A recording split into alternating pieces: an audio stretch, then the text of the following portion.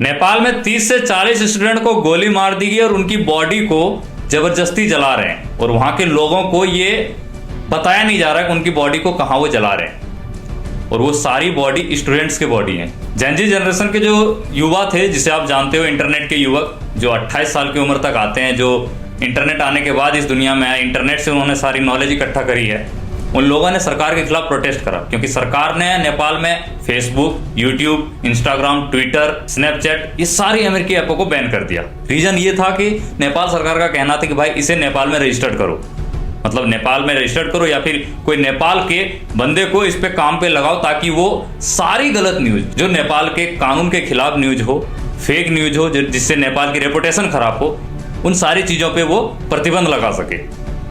हाँ, अमेरिकी ऐप जो नेपाल में रजिस्टर्ड नहीं है, इसके लिए नेपाल सरकार ने इसको बैन लगाया था, लेकिन वहां के लोगों का कहना कुछ और है।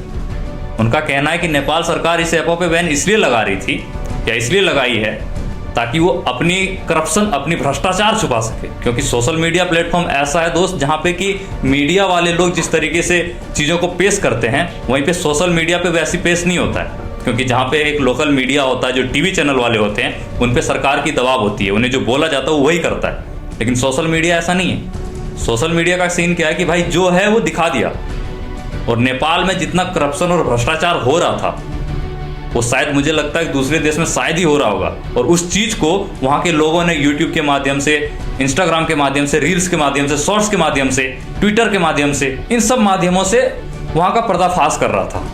और वहाँ की सरकार को, जो प्रेजेंट सरकार जो सत्ता में थी, उनको प्रॉब्लम हो रही थी। तो ये कहना है भाई वहाँ के स्टूडेंट का, और कहीं ना कहीं ये चीज़ सच है। आप इस तस्वीर को देखिए, आपको याद होगा बांग्लादेश, श्रीलंका, वहाँ पे भी ऐसा प्रोटेस्ट हुआ था। कहीं ना कहीं ये अमेरिका का हाथ लगता है। अमेरिका ने जैसे बांग्लादेश में प्रोटेस्ट कराया, शेख हसीना ने क्या करा था भाई कि वहाँ के स्टूडेंट को गोली मरवा दिया था, लेकिन उन्होंने कहा कि मैं इनकी शर्तें नहीं मानूंगी, और गोली चलवा दी। स्टूडेंट वहाँ पे मर गए। एंड बाद में क्या हुआ, शेख हसीना की जो सरकार थी वो गिर गई, और वहाँ पे भी आप देखे होंगे कि पार्लियामेंट पे वहाँ पे स्टूडेंट सब चढ़ गए थे। लेकिन जो नेपाल में हुआ ये थोड़ा और ज़्यादा भयावह था। नेपाल में 17, 16, 15 साल के बच्चों को गोली मार दिया जा रहा है। अधिकतर प्रोटेस्ट में जितने भी बच्चे थे वो स्टूडेंट्स थे, पढ़ने लिखने वाले थे, जेन जी जनरेशन के बालक थे, और उनको गोली मार दिया गया। सोचने वाली बात है। क्यों? क्योंकि सरकार को लगा यार ये लोग प्रोटेस्ट करेगा और मैं इनकी बातें मान जाऊंगा, तो कैसे होगा? क्योंकि जिस उम्मीद से मैंने ये बैन लगाई है वो चीजें पूरी करनी है, क्योंकि जो फेक न्यूज या फिर जो रियल न्यूज भी है, करप्शन के खिलाफ जो न्यूज होता है, उसे मैं दबा सकूं, जैसे इंडिया में दबाया जाता है। तो वहाँ के स्टूडेंट, वहाँ के लोगों का कहना था भाई तुम ये नहीं कर सकते। और दूसरी चीज, मेन सोर्स ये था कि भाई सोशल मीडिया से वहाँ के युवाओं को बहुत ज़्यादा कमाई भी हो रही थी, बहुत क्रिएटर लोग वहाँ पैदा हुए थे जिनकी वजह से वहाँ की जीडीपी बढ़ रही थी। लेकिन सरकार को इन सब से कोई मतलब नहीं था। सरकार को अपनी करप्शन और अपनी भ्रष्टाचार छुपानी थी, जिसकी वजह से वहाँ के स्टूडेंटों पे गोली चलवा दी। हालांकि जेन जी जनरेशन के बच्चों ने दिखा दिया कि युवा पावर क्या होता है। अगर युवा चाहे तो इस दुनिया में सरकार क्या दुनिया को बदल सकती है। और नेपाल में क्या हुआ कि इन जेन जी जनरेशन की वजह से नेपाल की सरकार गिर गई, और वहाँ के प्रधानमंत्री केपी शर्मा ओली, जिन्होंने इस्तीफा दे दिया और दुबई भागने के फिराक में। और ये हुआ नेपाल में, ये जो हरकत हुआ है, इसे सोच के आपकी रूह कांप जाएगी कि बहुत सारे स्टूडेंट को गोली मार दिया और उनकी पता ही नहीं है उनका लाश कहाँ है। माँ बाप ढूंढ रहे हैं, खून से लथपथ जूता। मतलब सोचो, एक पुलिस की गाड़ी आता है और उनसे कोई मदद मांगने जाता है, और वहां पे क्या होता है, एक बच्चे को गोली मार के वो पुलिस की गाड़ी निकल जाती है।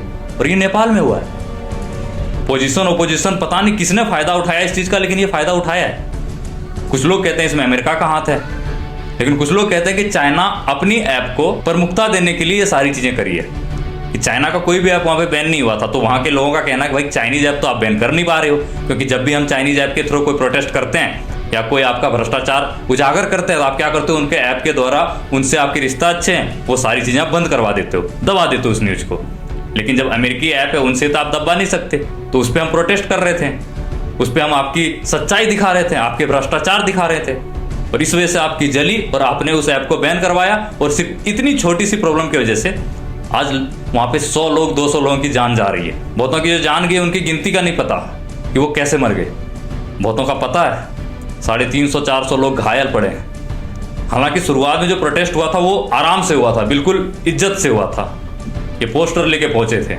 लेकिन फिर बाद में क्या हुआ, कि पार्लियामेंट के बाहर जो बैरिकेड लगता है वो तोड़ के सब अंदर चले गए और पार्लियामेंट में आग लगा दिया गया, पार्लियामेंट के ऊपर चढ़ गए और जो पार्लियामेंट के ऊपर चढ़े उन पे बंदूक से फायर किया गया और शूट एंड साइट का ऑर्डर दे दिया गया। और उसके बाद जब नेपाल में स्टूडेंट्स मर गए, प्रोटेस्ट के दौरान स्टूडेंट्स मर गए, उनके बाद क्या हुआ कि वहां की गवर्नमेंट गिर गई और उन्होंने इस्तीफा दे दिया और अभी वो लोग वहां से भागने के फिराक में। आप एक छोटा सा रील देखो, यहाँ पे नेपाल का जो फाइनेंस मिनिस्टर है, इनको लोग किस तरीके से भगा भगा के मार रहे हैं। सोचो ऐसी स्थिति हो गई नेपाल की। नेपाल एक लोकतांत्रिक देश है, लेकिन नेपाल पे भी ऐसा हो रहा था कि चीन का दबाव हो रहा था। अब सोचने वाली बात है, ये चीन का काम है या अमेरिका का काम है? क्योंकि हो सकता है चीन का प्रभाव नेपाल पे था और अमेरिका को इस चीज से प्रॉब्लम थी। अमेरिका ने चाहा कि भारत पे ऐसी चीजें करें, लेकिन भारत में ये पॉसिबल नहीं हुआ, तो क्या करा उन्होंने? भारत के पड़ोसी नेपाल पे कर दिया। ये भी हो सकता है और कुछ लोग ये चीजें भी बोल रहे हैं। लेकिन ये बात सच है कि अगर युवा पीढ़ी चाहे तो सरकार क्या पूरे देश गिरा सकती। नेपाल के युवाओं का सिंपल सा मांग है कि ये टीयर गैस, गोली, बंदूकें चलाई गई स्टूडेंट पे, उसके खिलाफ कार्रवाई करी जाए और उन सारे अधिकारियों को सस्पेंड किया जाए एंड सरकार गिराई जाए और एक नई व्यवस्था बिठाई जाए। और ये अब उनकी मांग है और ये सच है, मांग जायज है भाई। कुछ लोग कह रहे हैं ये मांग जायज है क्योंकि वहां की सरकार ने क्या किया है, सिर्फ अपनी करप्शन को छुपाने के लिए वहां के लोगों पे गोलियां चलाई। और इससे ये समझ में आता है कि नेपाल सिर्फ लोकतांत्रिक देश अब नहीं रहा। लोकतंत्र के साथ ऐसा खिलवाड़, ये पूरे दुनिया भर का जो इंटरनेशनल रूल्स होते हैं उसको झकझोर देने वाली कहानी है ये। बाकी आपको क्या लगता है ये प्रोटेस्ट क्यों हुआ और ये छोटा सा तिल का ताड़ कैसे बन गया? कमेंट करके जरूर बताना।